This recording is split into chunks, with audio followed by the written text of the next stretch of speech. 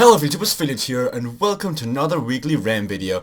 Today I'm pleased to say that I have both my co-commentators with me, Baseballlover and TheChudude. How are you guys today? Hi. Hi. Okay, hi. It's nice. It's a nice feeling. If I feel high, I feel so good. But Oh. oh, that's not no, I didn't meant that I didn't meant to read it Oh. like that. Great. That's a great way to start a I weekly think you Rant did. video. I'm sure that you actually did. It's high without the GH behind it. It's just the HI. Just for your knowledge, guys, being high is not a good thing.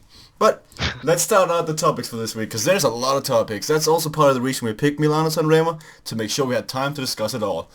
Two big races were in this last week. It was Paris and Tirreno-Adriatico, which Fias can't say.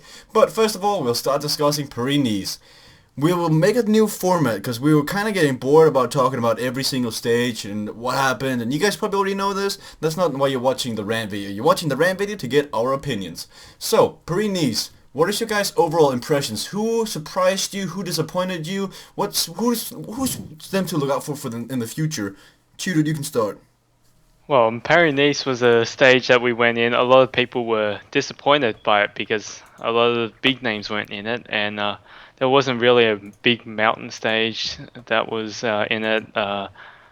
Port pulled out, so we got these second class sort of riders in it, and a lot of people were ready like, I might go watch a different race, might watch the Adriatico instead. But this was actually some very entertaining racing. We got some good racing in there. Very even field in the sprints. We had no one who sort of dominated. And then when we went into the hills, it was a good show between Betancourt, Rui Costa, and Slachter was in there as well. So good to see a couple good performances by these young riders who look out for in the future, I think. So who do you think, Baseballlover, was the most impressive rider? Or Tom Yeltslatter. why? He was placing in almost every single stage, wins two, and wins the GC if he didn't crash, in my opinion. That is also true, but you could say the same thing about Geraint Thomas.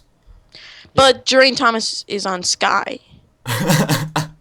That's a valid reason, I guess. But I mean, Geraint Thomas, he crashed in downhill with Frank's leg. Or was it Andy's leg? I believe it was Andy's leg, actually. Frank. It was Frank. They crashed in downhill together, and Geraint Thomas had to pull out that stage after that because he was just torn apart. I mean, I actually believe he could have won it. But my personal opinion, who impressed me the most, was definitely Carlos Alberto Betancourt, because there were some rumors going around that the guy was fat, and come on, he's just put on too much weight. Let's be honest. He's no longer fat. a climber. He's so fat. But how can he beat these guys if he's so fat? Like, he beat guys like Rui Costa. He's just fat and good. And good. He's a circle. That's exciting. But, okay, so you don't think he's a climber anymore? You think he's a puncher? Or what do you guys think? He's always been really punchy. Yeah. But I thought that he was really a climber. Like, I thought him and Pozzovivo were both, like, not GC contenders, but, like, they would be up there in the Tour de France. When you go up to West, they'd be, like, the second-tier climbers. I always liked him as a more of a punchy guy because the way he performed in I think it was Liège last year where he came fifth or third. So he's actually I see him more as a one-day guy, even though he's definitely good in the mountains as well. Let's just not underestimate him there. But I see him more as a one-day classic guy. But he might develop into the GC guy. We never know. What do you think, Baseballlover? I've always kind of seen him as more of a, punchy guy who can win mountain stages, but I've never seen him as a real legitimate GC contender, and still don't. Yeah, I don't either, but it's just like, right now, I would almost compare him to, like, a Sagan without the sprint. No, I would actually compare him to Michael Kwiatkowski in the hills. He reminds me of Kwiatkowski. Do you think he can get the white jersey at the Tour? Because that's what he's aiming for. Yeah, I know. I doubt it. That will be tough because him and Kwiatkowski has to battle for it. And I believe Kwiatkowski will pull I think it's possible. I'm still not convinced about the recovery of Kwiatkowski, but I'm not convinced about Betancourt as well. So, I mean that's going to be an interesting battle. A lot of guys are now 25. Can't be in that were in it last year. Quintana's not going to be in the Tour. The white jersey battle could be very interesting this year. Well, we have not really seen a battle between Carlos Alberto Bittencourt and Michael Kwiatkowski yet. And there will be a lot... Like, I think first time we'll see those two battle against each other is in, like, Amstel Go Race or La Flèche Volante. That's when we'll see them for the first time really going up against each other. Who do you think Shooting is... team attack. Yeah, well, so are you. But who do you think is going to pull the longer straw in Amstel Go Race? Let's say that, for example. Bittencourt or Kwiatkowski in a one versus one situation? Bettencourt, better climber. I think he's a stronger, punchier. Yeah, Better. I agree. See, I would say the opposite, though, because in Strade Bianche we saw that Kwiatkowski is quite clever. Also, he managed to just go away from Peter Sagan on a climb. That's a totally different scenario, you know. Peter Sagan can Also, climb. Kwiatkowski is... He's a better time trialist, too. But he's more of, like... He's more of a time trialist that can climb rather than a climber that can time trial. I always think about him more like a TJ Van Garderen type of rider than like a Bettencourt. That might be true. Yeah, I like that. So, who is your biggest disappointment of Paris-Nice? Tyler Farah.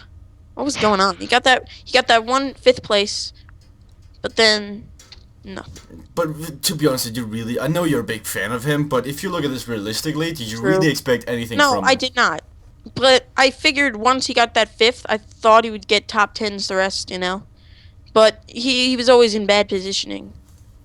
Yeah, I was going into the race thinking that he's not going to do anything whatsoever, really. It's not a big sprinter, and with guys like Degenkolb, Bohani, and Meersman there, you don't really have a chance of winning. So, it's a shame. What do you think, TheChudude? Who was your biggest disappointment? Disappointments, it was hard to say, but for me, I was disappointed for Rui Costa. I wasn't disappointed by his performance, but I was just disappointed that he didn't get a stage win. He came second in a lot of those stages, and he still hasn't got a stage win for the year yet. He came second twice, and was in the mix for another one as well. So I'm kind of sad for him, or disappointed for him.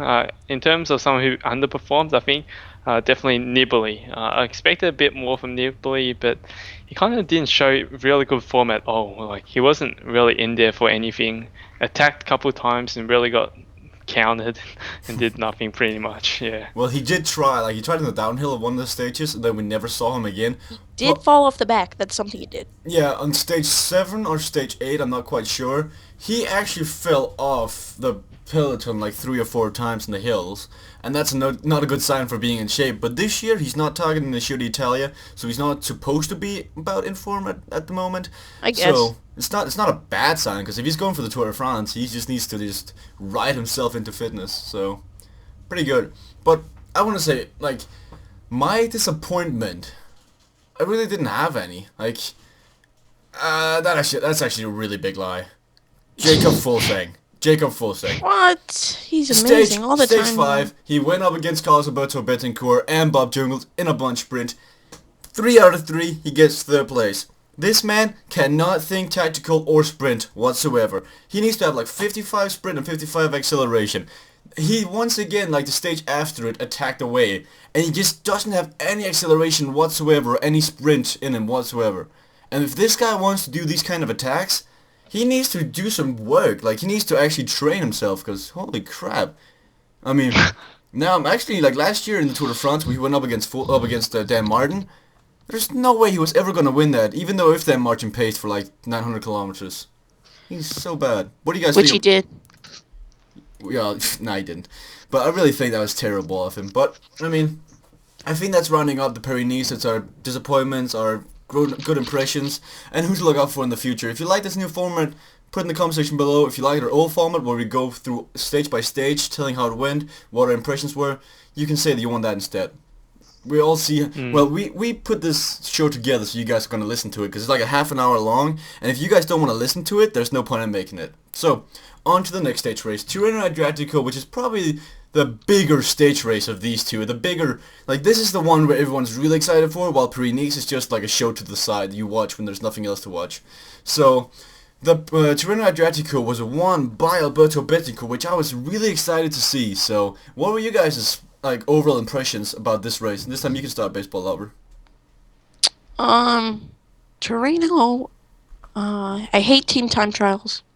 I just want to put that out there. If you ever want to put a team time trial at a race, just don't. I hate time trials. Never put them in races. I like Paris-Nice because they didn't put that in there. Also, never put a stage that is not suited to any rider that I like. Uh, Sprint stages, hilly stages, that are not selective enough. I don't want to see them. Dan Martin can't win those.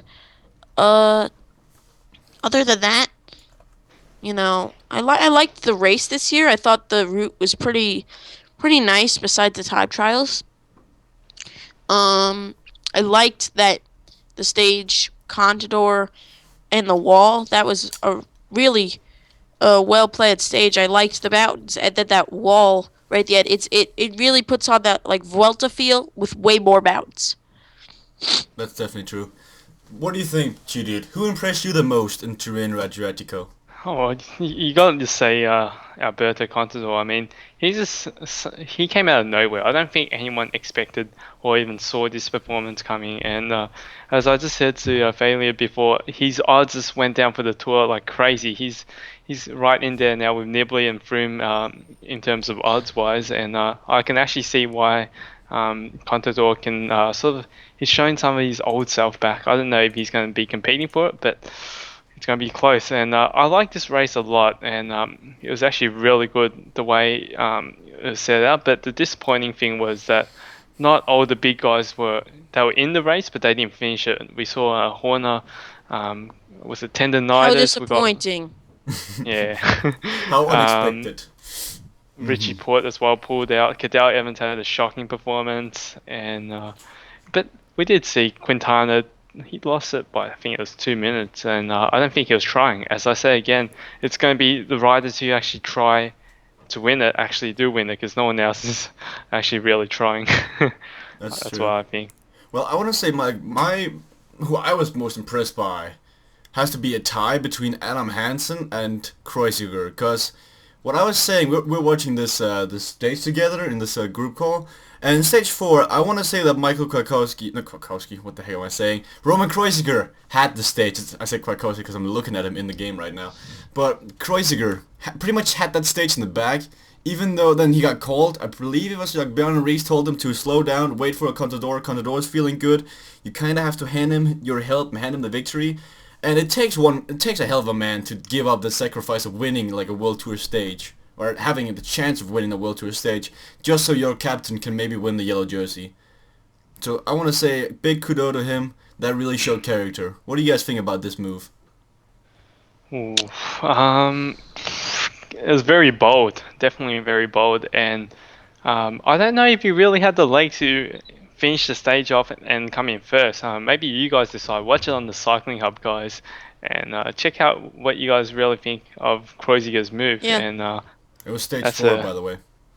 yeah, he definitely had a chance of winning. I don't know if he would have won though, but obviously they show really good confidence in Contador, and that shows a big sign to the rest of the group that they should fear Contador, and he's back. The man is back. What do you think, Agreed. Baseballlover? Oh, you I agree? I agree. Yeah, Contador, he's in great shape right now. I'm not sure if I want to pencil him in as a head-up competitor to Froome, but he's definitely like got to be one of your top favorites. But what I want to say, if you rewatch the video, you see that Michael Kwiatkowski, or I want to give credit to Cosmo Caolano for finding this, but Kreuziger was nodding his head like, Contador, jump on my wheel and we attack together. So he looked like he was in shape. If you look back, you can see him like come on, get up on my wheel, I'm fresh, we can attack together, I can pace for you. So I believed he was fresh, like he had fresh legs, and he wanted to do his best to get a top 3 finish. And I believe it was like 4th on the stage, so... Really impressed me. But what about the biggest disappointment? Because I know mine, but who was yours biggest disappointment of Tirreno-Adriatico? Who was yours, TheChudude? I already said Cadell Evans and Port, the two Aussies, and Port. I don't like the way he rides. I think he's still missing a bit of like IQ in the way he makes his move. I mean, some of the moves he made I really questioned, and maybe he gains that IQ by leading a team in the Giro. But some of his moves, like in that stage where Kreuziger was there, he played that to Contador's hand. He was like sort of pacing really hard, sort of half attacking, and I really questioned that. Cadell Evans obviously never near his best, and it was very disappointing because he did perform decently in the Down Under, and I just question if he's actually going to maybe even ride the Giro right now.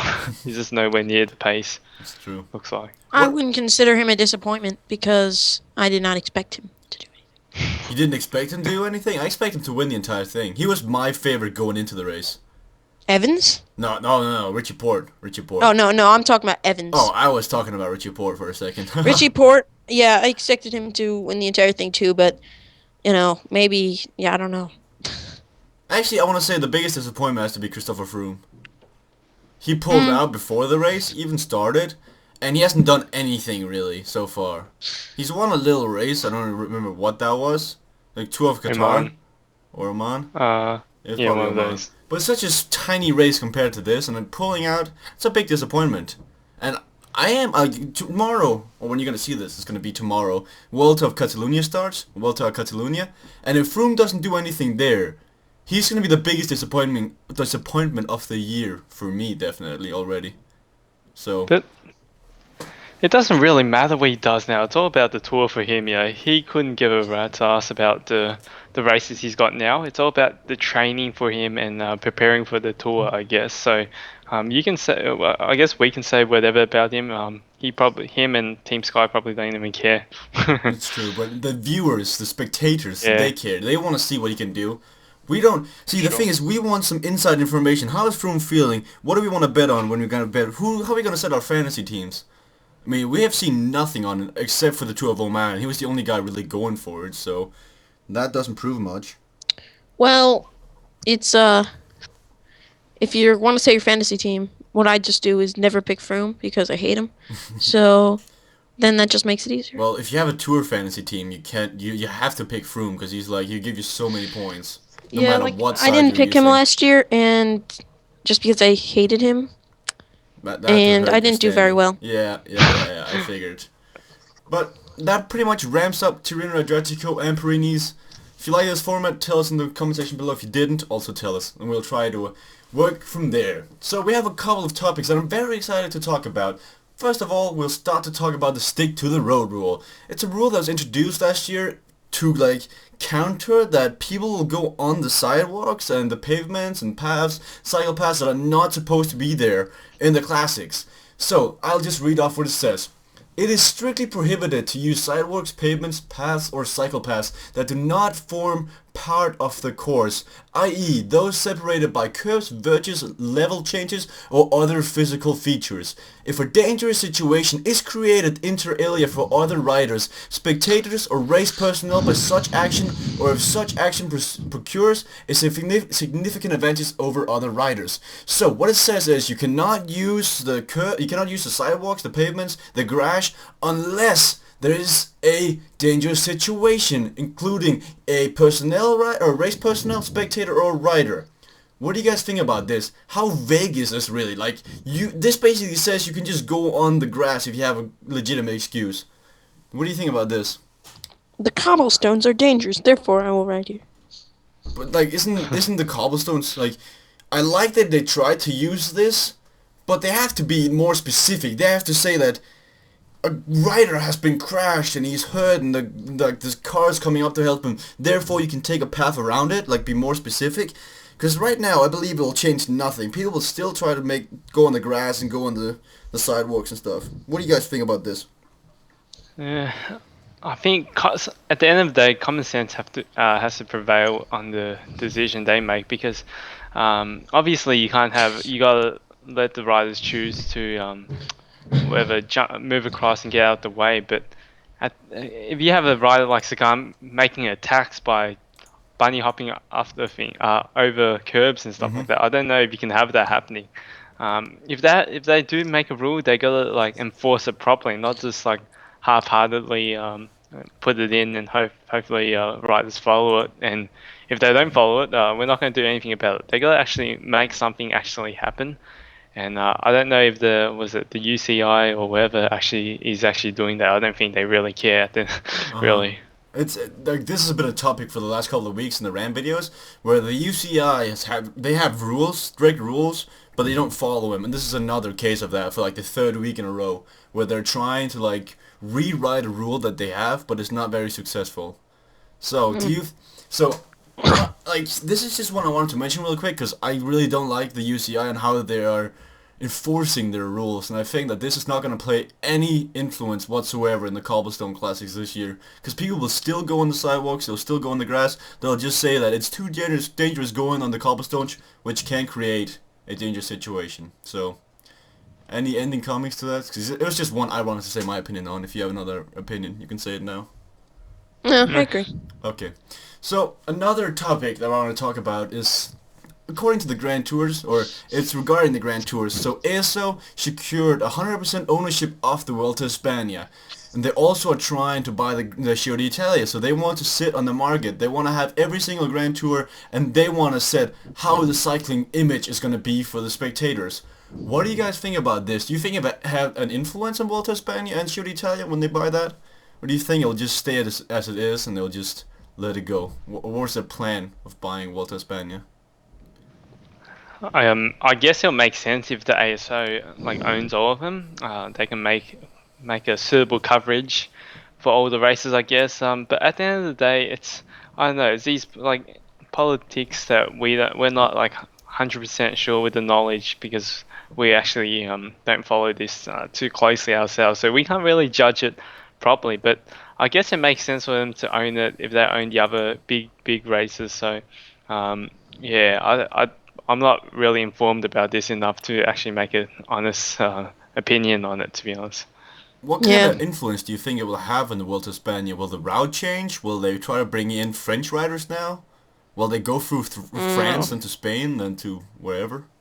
I don't think that's going to happen. I think definitely we're not going to see a lot of those flat and then, sharp climb at the end, 1K to go finishes that they've been making for Pareto the last few years. So what I fear is that they will just make like... So what I fear the ASO will try to do is make like a backup Tour de France. So in case the Tour de France disappoints, they'll just make a Tour de France 2.0 and call it Vuelta a España. Yeah, exactly. Yeah. So that's... I'm also afraid because ASO likes time trials and I don't like time trials. Yeah, they're really not that exciting. And I just want to clear up, they haven't bought the Giro d'Italia yet, but they've been really trying to convince our RCS Sport, I believe, own them, to give it over. So TheChudude, you decided now is the best time to pace. with 25 kilometers in between. And 20. So you guys, back to the topic. Do you guys think this will have any any important influence on the Vuelta a España, or do you think they'll be too scared to change the image? I don't think they'll change it much. I mean, if they do change it, it'll be probably for the better of cycling, because at the end of the day, Vuelta a España, no one really cares about it in comparison to the other Grand Tours. It's sort of the lone one out. But Yeah. yeah. So You want the weakest field, you go there. Mm-hmm. if you obviously want to win a Grand Tour, take the easy route and go sit the season out like how Horner did. Go in the Vuelta with 19 race days to your name, and then rock up the freshest and win it, I guess. Yeah. They could change that a bit, yeah. The sad thing about Vuelta a España is it's in the end of the season, and it's like that's the last race that really matters. So people, once the race is kind of decided, they just lose interest in the entire sport. Like that's when you feel the Vuelta a España is decided, like let's say 14 stages in, Valverde has like a 5-minute gap, and you feel it's over, everyone loses interest in cycling. And that's like the curse of Vuelta a España. It's basically the off season right after that finish. So. But the last couple of years hasn't been that bad, has it? I don't know. I've seen like the Horner one where he won. It wasn't that bad. We saw some good racing there, and I'm sure the year before it was not as bad as well. So I guess it may seem bad because a lot of people was just brain dead from cycling. Yeah, that was the 1 year with Ezequiel Mosquera where he like came out of nowhere and got third, and the year after he got caught doping. That's an exciting year. I like that version. So, any finishing touches to the ASO buying out the Vuelta a España? Okay. Nah. So next topic this has been hinting for a long time. Like Fernando Alonso, the race car driver, has been wanting to buy a team for like forever, and still not succeeded for him, but it's, according to Cycling News, he has now teamed up with Paolo Bettini, the Italian legend, and is trying to make a team. And during the Tirreno-Adriatico, they were going around all the stages and talking with some of the bigger names, and these names are Peter Sagan, Edvard Boasson-Hagen, Tony Martin, and Matteo Pellucci. So what do you guys think about this team? Will it finally happen with the help of Paolo Bettini? And what kind of influence on the race or in the cycling will this have, taking some of the big names onto one team? You can start this one, baseball lover. I still don't believe it. They weren't they supposed to like buy Euskaltel? That didn't work. Also No, supposed to buy Cannondale. Yeah, that didn't work. So. Also supposed to buy Team Saxo Bank. Wait, what? Yeah, it was supposed to, something about Contador and Fernando Alonso together. Yeah. So yeah, I thought but no. There's a lot of rumors going around, but what kind of, if this would happen, what kind of influence would it have on the sport having a lot of the big names together? This team would pretty much be Sky V2. They would buy out all the big names and put them on one team. What do you think of the lopsided the sport? No, this would be a great thing for cycling, I think, because not just from the riders going to another strong team. It'll be good for sport because Fernando Alonso is a huge name in Formula One. I think he might get a lot of people into cycling or back into it if they've lost interest over the years. And with Alonso adding some sort of interest into cycling, this could be the best thing for cycling, to be honest. And hopefully we do. I'm hoping we see this happen because it'll add sort of like a different perspective, I think, as well. And hopefully they get some good riders. Obviously, they're going to target Spanish riders because of he's a Spanish person, but I'd like to see Sagan at a different team because at Cannondale, it's kind of boring. I want to see him with a good team. I saw a report on PCM Daily that he was already going to Tinkoff. To Tinkoff. Yeah, that was also rumored that Cannondale and Tinkoff would emerge together and it would be Team Saxo Bank Tinkoff Cannondale. And then they would like take the best from each team. Tinkoff Cannondale, to be honest. Most likely, Saxo Bank will be bought out by that time. But that was what the rumor was. So there's a lot of rumor in the sport, and the thing is, nobody can ever confirm this until we get into August, because there is a written rule that the UCI actually execute pretty well. And that's the thing, that you cannot transfer or have any like emerges before such a date in like August or July, I believe it is. So that's the only rule that the UCI really enforce. It's kind of dumb because it's the most exciting thing actually. I love transfers. Favorite thing about Everyone loves trades. Mm-hmm. Yep. Very exciting. But the funny thing, you said that Alonso's going to target Spanish riders. Out of the 4 guys mentioned, 0 of those guys are Spanish. What do you have to say about that? He will get Spanish riders for sure, though. He will pick out some of the Euskaltel trash. Because literally, Euskaltel trash. Which good Spanish riders are there out there these days besides Contador and Rodriguez? Really, Spain. Moreno. But they're all getting up in the Rojas, ages. I mean, you can get 4th in anything. put it in the mountain stage, you get. That's 4th. A lot of UCI World Tour points, though. Yeah. What are you trying to say to you, dude? I mean, Spain's had a huge, obviously, huge group of cyclists. Like they've been dominating the sport, and I think it's slowly, going away. The rain is slowly, I guess, losing. Because if you look at right now, the young Spanish riders, there's really no one out there who's going to be the next big thing I see from Spain. I don't really see anyone. Obviously, they've had Rodriguez, they've had Contador win, Valverde as well. And who really is a good young rider from Spain right now? I don't know. There's none I can think. Lobato, I guess, is the only guy I can really think of. An upcoming sprinter. I really liked him in the Tour de France this year. He's not going to do anything. Okay, so on to the next topic, guys. And I think this is one you guys are going to love, because there's so much hate towards Sky, and there's finally been some reasoning to this hate, because... Yay! It's a Christmas miracle. Sky officially pulled out Sergio Henao.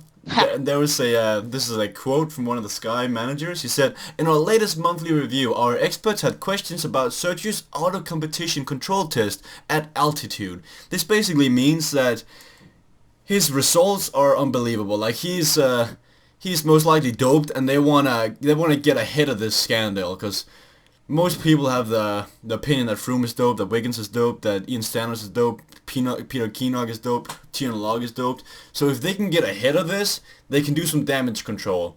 So, finally we got some hate. What do you guys think about this move from Sky actually pulling out Sergio Henao and sending in the official report to UCI and USA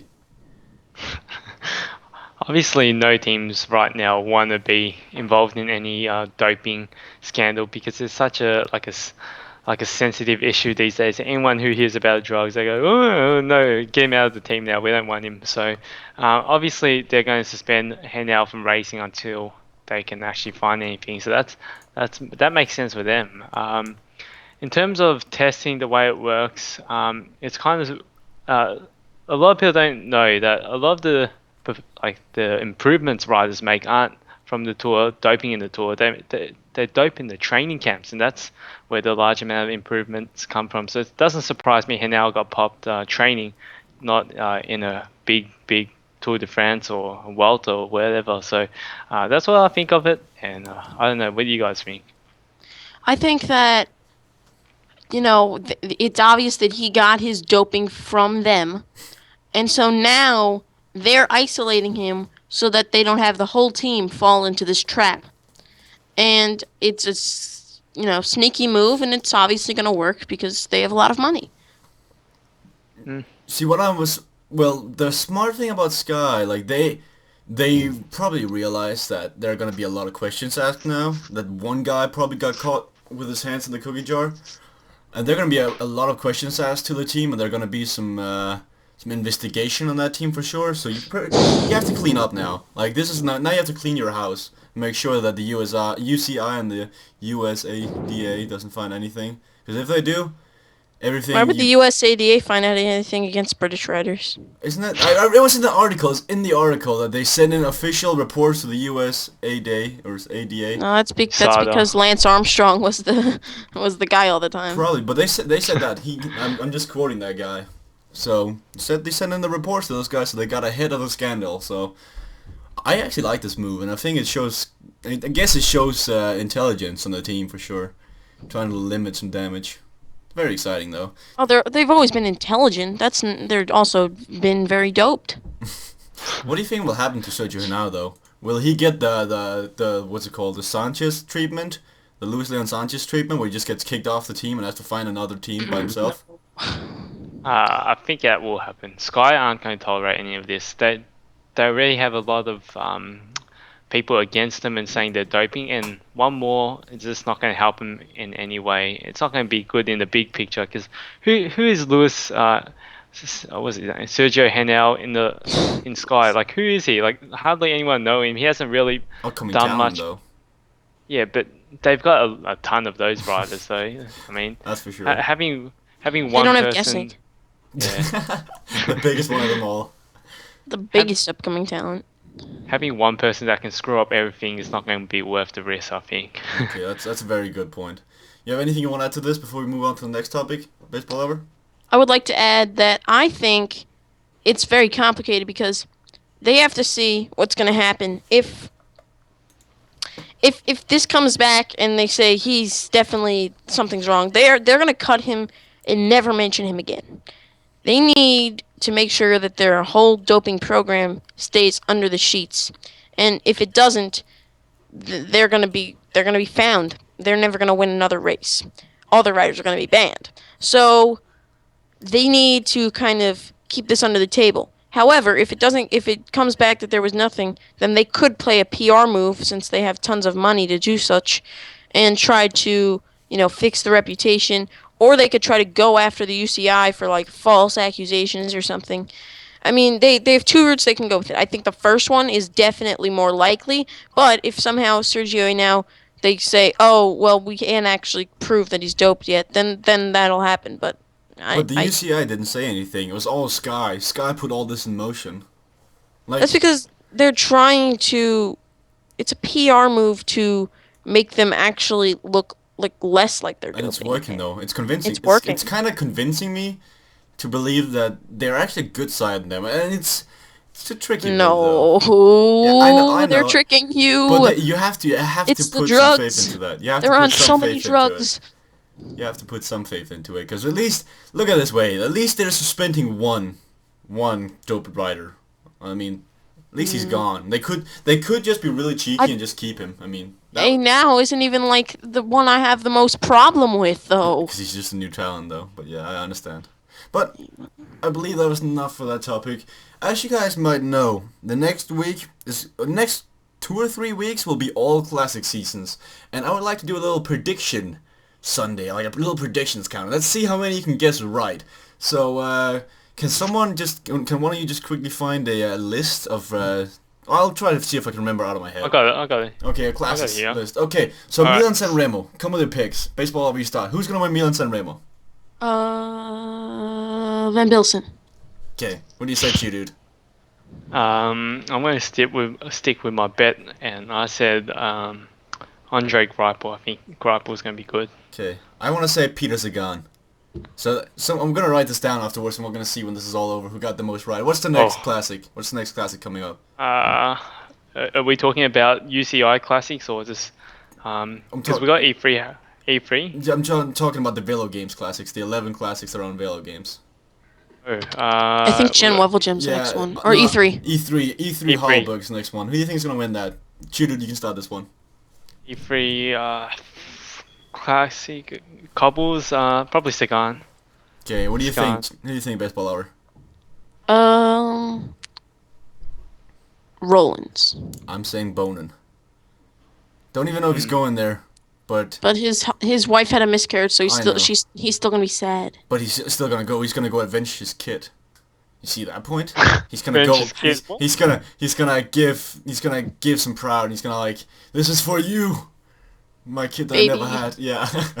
So I If believe he's- Bonin is gonna do really good if he goes. Who's the next? What's the next race? That's Ronde van Vlaanderen, I believe. Next No, week. Jen. Is Wevelgem. Jen. Is Gen Vellingham first? Okay. Baseball over. Who's gonna win Gen Vellingham? That one I'll say. That's a tough one. I'm gonna go with Bonin, just because of his sprinting ability. That's definitely one that suits him better. Okay, what do you think, TheChudude? I think Bonan's going to be half favorite, but I think we're going to see underdog win this. I've got a few in mind. I think my key one is going to be Moreno Hoffman. We saw what he could do at what was it, Umloop? Mhm. Was it Umloop? Yeah, and then I think he's going. yeah, he could It was Kern Brazil Kern, I believe it was actually. Oh, Ken, yeah, that's the one. And we might see him do something coming up. Hopefully, we do. See, with Young Ride. I want to say Anna Moore though. Anna Moore. I kind of like him for that one. No, Kind of like him. for which one again? The Gen Vellingham. I know. Oh, it's not. No.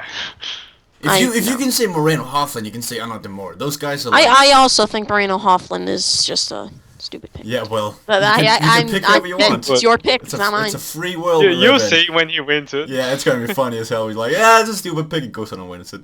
Okay, what's the next race? Is that Ronde van Vlaanderen? Well, I believe it's on the list. I believe it's on the list, so we can just say Ronde van Vlaanderen. Yeah. Who do you think's gonna win, it's- TheChudude? I think it's going to be Sagan. Sagan. No. Yeah, Sagan. Okay, Sagan or Cancellara. you think Cancellara? Cancellara. Okay, I'm gonna say Bone. I think Bone is gonna tear up this season. Avenge his kid. Misjudgment. I don't know. Okay, so what's the next one then? I'm keeping a list. I'm going back after when all these classics are done. I'm going back. Skip Paris or whatever it's called. I can't say that properly. Which one? Roubaix. Oh, Shield of Priest. Shelter Priest. Yeah. That's also Talavera. one. Talavera. I'm going for Alexander Kristoff. What kind of stages are? So I've it's a never flat seen sprint, basically. Cobblestone sprint. I don't know. Probably Bonin, I guess. It's a good. I haven't even seen. That's a good one. I like that one too. Let's see. What's the next one? Then Peru Bay is coming up. That's a big one. I like Sepp Van Mark this year. I really like him. I put money on him in real life, so I really think he can do it, and hopefully he can win the bet for me, I guess. And we'll see. I like Van Mark. I like for this one. I feel Cancellara is gonna win. I feel Cancellara is just too dominant. What do you think? What do you think, Baseball Lover? Bonin. You think Bonin? Okay. I think Bonin's. Yeah. He's won that heaps of suits those, him more. hasn't he? Yeah, Bonin Cancellara. They won a lot on these. At least that's what Baseball Lover told me. That's why I go with either. You're giving me the inside information. So what's the next one on the list? That's gotta be like... it's gonna be a hilly classic then, I believe. Amstel. Yep, Amstel Could Go be Race. Amstel. I want to say Amstel Go Race. That's gonna be a Roman Kreuziger. I like Kreuziger in this one, and it's so hard. Like who's going to be in there? Sagan's going to be in there. Sagan failed last year in that race. I remember watching it. He got caught out by the heat. He doesn't like the heat, so I might stick with Kreuziger as well. He's shown he can do. What do you think, Baseball Lover?